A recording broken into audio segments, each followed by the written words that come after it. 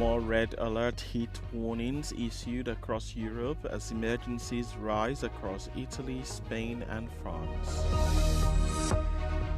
The European Union aims to cut its carbon emissions by 90% by 2040 in its new proposal for a climate law. The United States will halt some shipments of air defense missiles and other weapons promised to Ukraine, the White House has said. American music mogul Diddy has been acquitted of racketeering and sex trafficking of ex-partner Cassie, but found guilty on 2 counts of prostitution. Europe continues to struggle against extreme temperatures spreading across the continent, with authorities in several countries issuing new red alert warnings as emergency cases rise. Heat warnings were issued for parts of Spain, Portugal, Italy, Germany and the UK, with new highs expected on Wednesday, before forecast rain is expected to bring respite to some areas. 2 people died on Tuesday in a wildfire in Spain's Catalonia region, while in Madrid, many residents struggle to cope.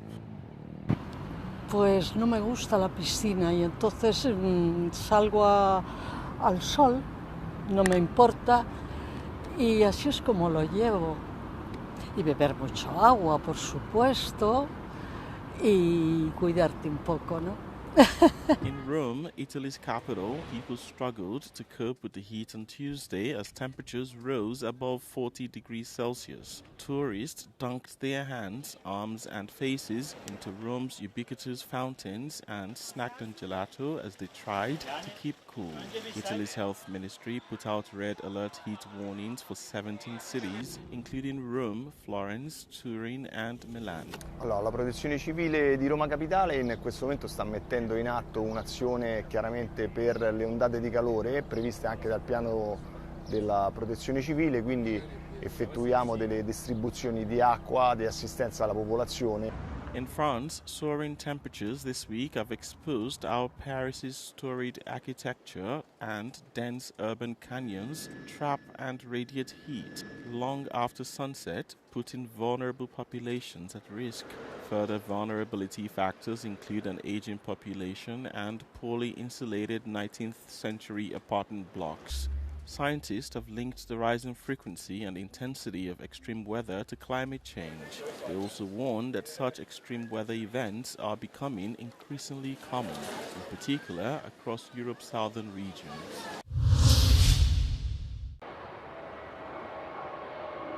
The European Commission has confirmed that the EU aims to cut its carbon emissions by 90% by 2040 in its new proposal for a climate law. It would allow member states and industries more flexibility to reach this target, including the release of new carbon credits. And to our college. It's a huge transition. Let's just realize that. And therefore it is of the most importance to be non-dogmatic about how to reach success. A lot has been said about the flexibilities, and let me dive into that right away. We will allow for, first, a limited amount of high-quality carbon credits outside of the European Union. The Commission said the bloc is on its way to reach the planned 55% reduction for 2030. But environmentalists say the EU is not fully following the recommendations of its scientific advisory board with the new proposals.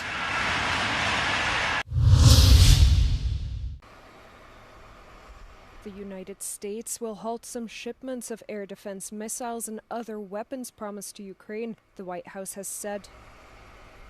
Certain munitions were previously promised to Ukraine under the Biden administration to support its defenses.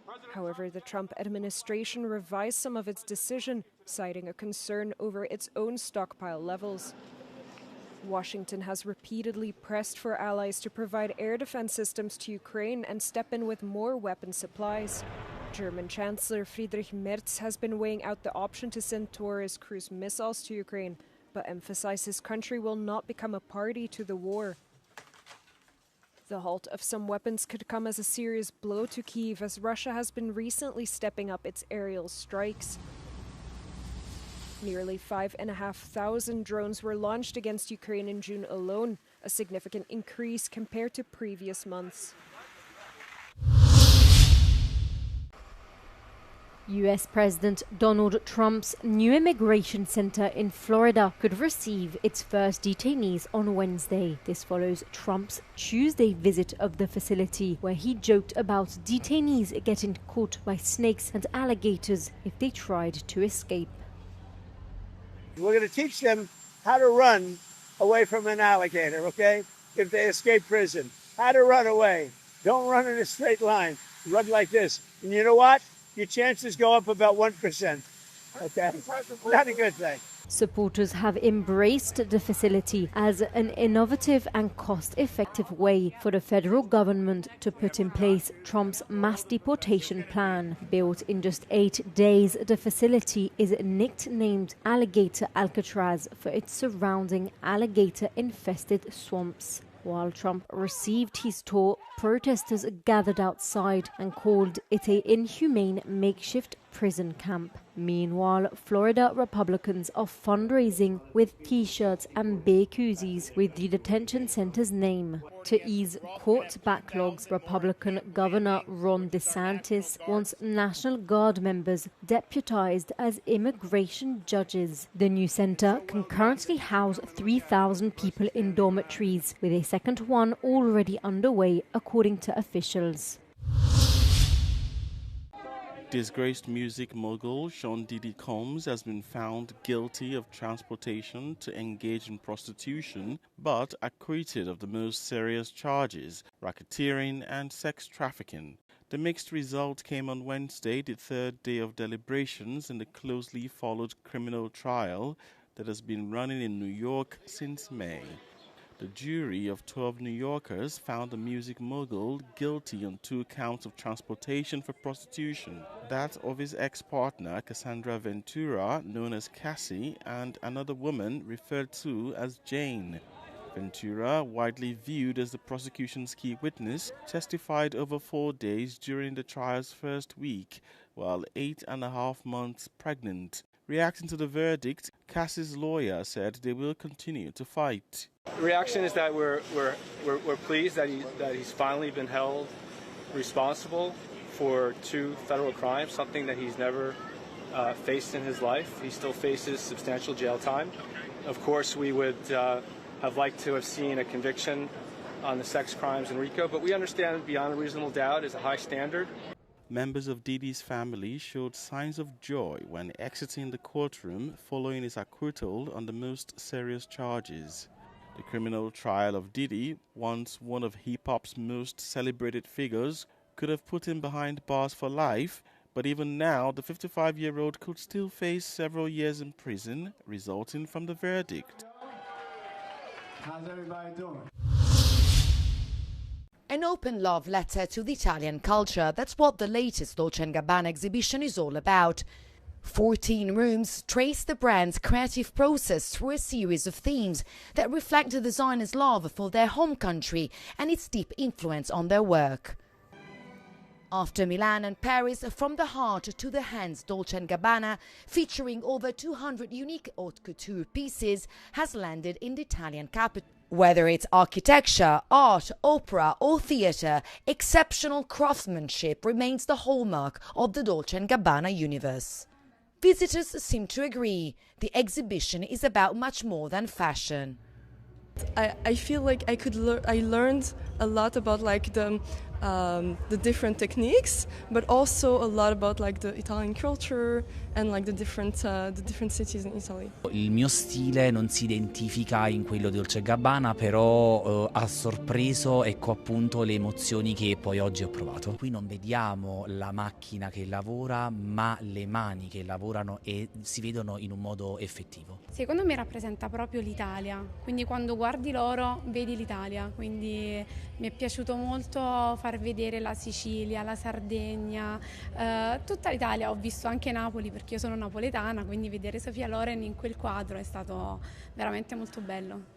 References to Sicily, where Domenico Dolce was born and which has always been a source of inspiration for the brand, can be found throughout the exhibition. For the Rome edition, 3 additional rooms have been added, including one entirely dedicated to cinema, a theme deeply tied to the Italian capital. Giorgia Orlandi for Euronews in Rome. Faced with pressure from US President Donald Trump, will the EU make concessions to the big tech to ease the trade war? A step back that would not be backed by citizens, according to a recent survey. In Spain, Germany and France, nearly 2/3 of participants believe that the European Union should continue to enforce European laws on big tech companies, even if this damages relations with Trump. However, nearly half of those surveyed consider that tech giants like Meta or Google have more power than the European Union. The survey comes amid EU-US tensions, with Trump's tariff suspension set to end on July the 9th and trade talks ongoing.